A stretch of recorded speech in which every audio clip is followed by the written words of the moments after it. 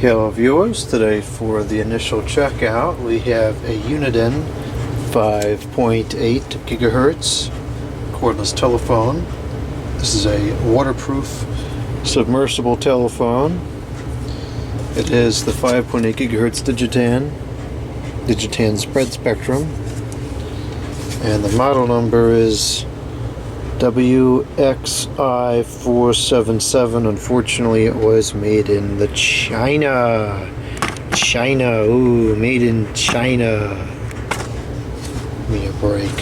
The base is natively wall mountable, and there's the registration button down there on the base, and then the phone cord, and it takes the 9 volt input, so it's a nice standard input on the base.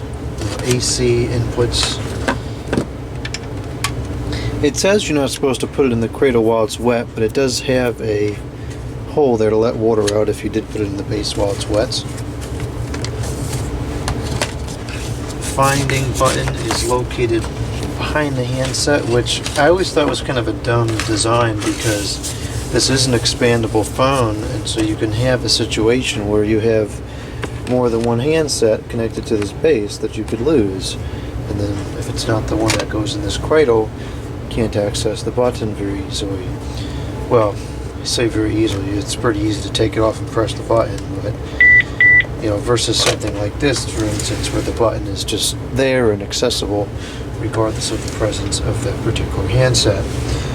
So anyways, this was a really good phone. It was made of very good quality. All of the True series, the 5.8 True series from Uniden, were really good quality.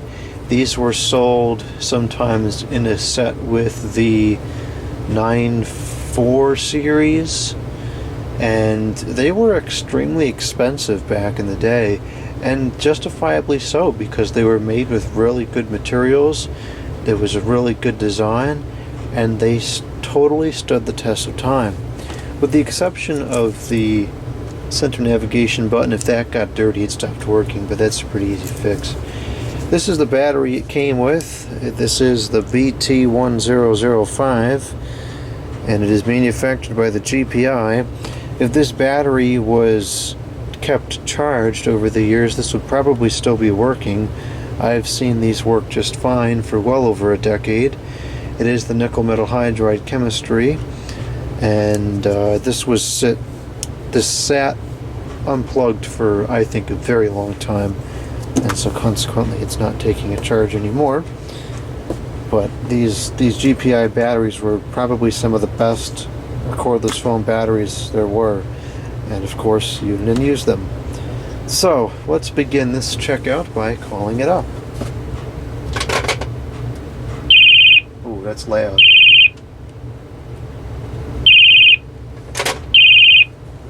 That's a very shrill and obnoxious ringer. Let's get that off with her. I mean, that's great for certain use cases, but not for a testing video. I like that one. We'll go with that one. These had a dot matrix display, and so the text is really nice and clear on there. Let's set the time as well.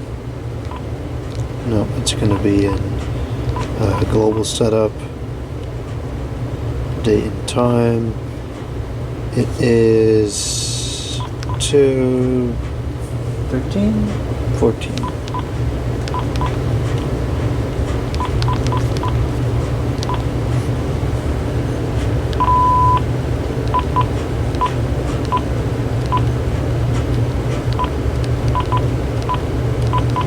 These have the direct link feature, which is kind of cool. Interesting idea. Probably never got used much at all. The range on these isn't quite long enough for that to be useful. Depending on the environment, if you were in a clean environment where there was no interference, these can achieve quite good coverage.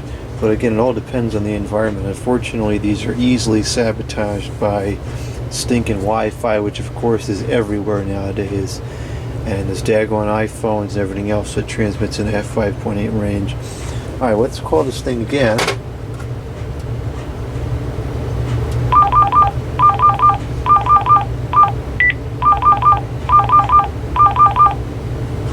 Okay. That was user error on the equipment, I think.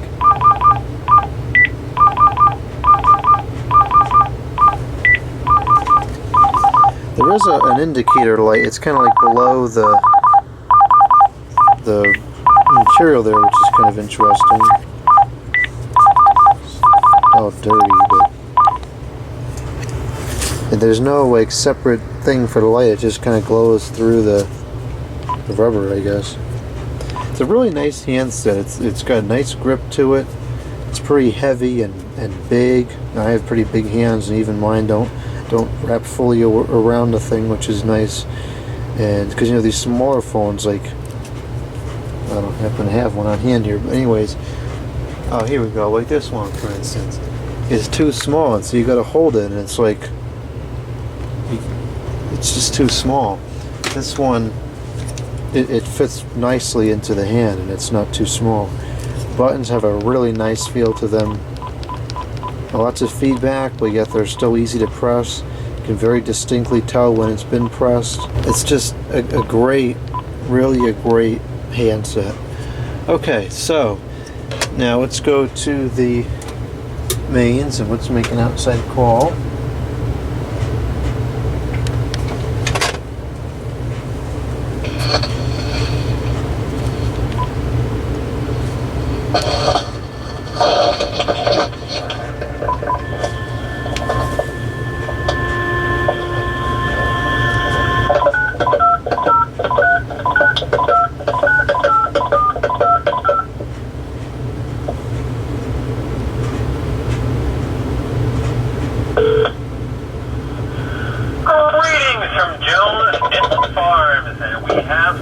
Exciting news now that February has arrived. New winter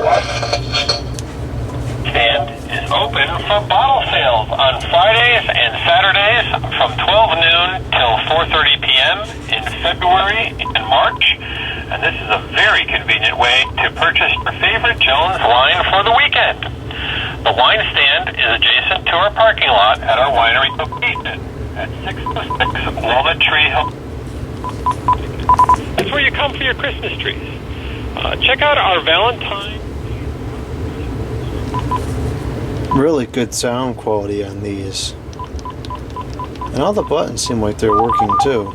Even this navigation button, which is always what tends to have a problem. Okay, now I will call the testing answering machine and we can check out the transmit side. 2 new messages and 4 old messages. Message 1. This is a test of the 5.8 GHz digital or Digitan spread spectrum waterproof telephone. I find that the pickup on this one is better than that of the Deck 6 model, so probably it sounds just about as loud as the regular handsets, what are the 9.4 series or the 8.8 series. All really good quality phones. Now, I'm in kind of a noisy environment here, so this may not be getting a full reception at this point. I'm all the way across the room. I expect it may be clipping out a little bit, again, because of the noisy environment here that we're testing it in. In a clean environment, it does achieve pretty good coverage. Okay, now we're back in the studio, and I'm going to switch it over to the speakerphone now. Okay, the speakerphone is on, and I'm speaking at about the same volume and distance as I was before, so this is the comparison between the pickup on talk and the pickup on speakerphone. Now I've set the phone down on the table, and I'm speaking about a foot away from it or so. Not standing up quite correctly. There it goes. So this is a pretty typical use case if you're doing something sitting at a table and you got the phone on speaker on the table. Now I'm going to start moving back from the phone. I'm about maybe 2 feet away from the telephone, and I suspect it's still picking up just fine. Now I'm about 3 feet away from the telephone, so we're getting towards the end of what would be a typical use case for a speakerphone like this. Now I'm about 4 to 5 feet away from the phone. Not sure if it's still picking up or not. It's been a while since I've used one of these, so I don't quite remember what the pickup is, although it's still recording, so it must be picking up just fine. Message 2. This is the final testing message with this waterproof cordless phone, and this message will be to hear what it sounds like when you hang up the phone into the cradle. End of messages. Wow, that pickup was really good. Much better than I was expecting to be. Okay, why does it say in use?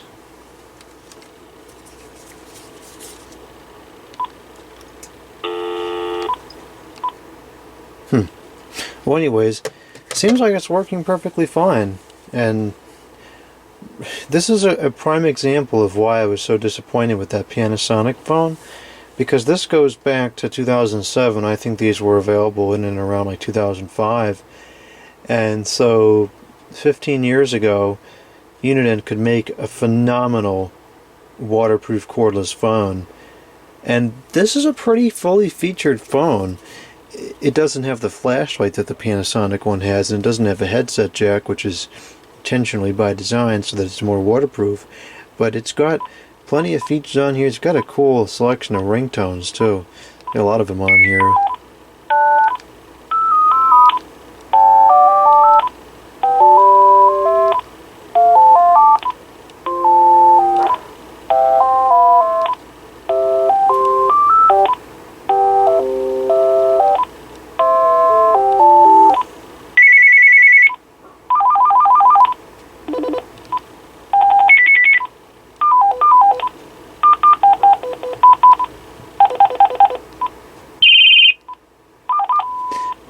But the point is, it's a great phone and it works great. The audio is fantastic.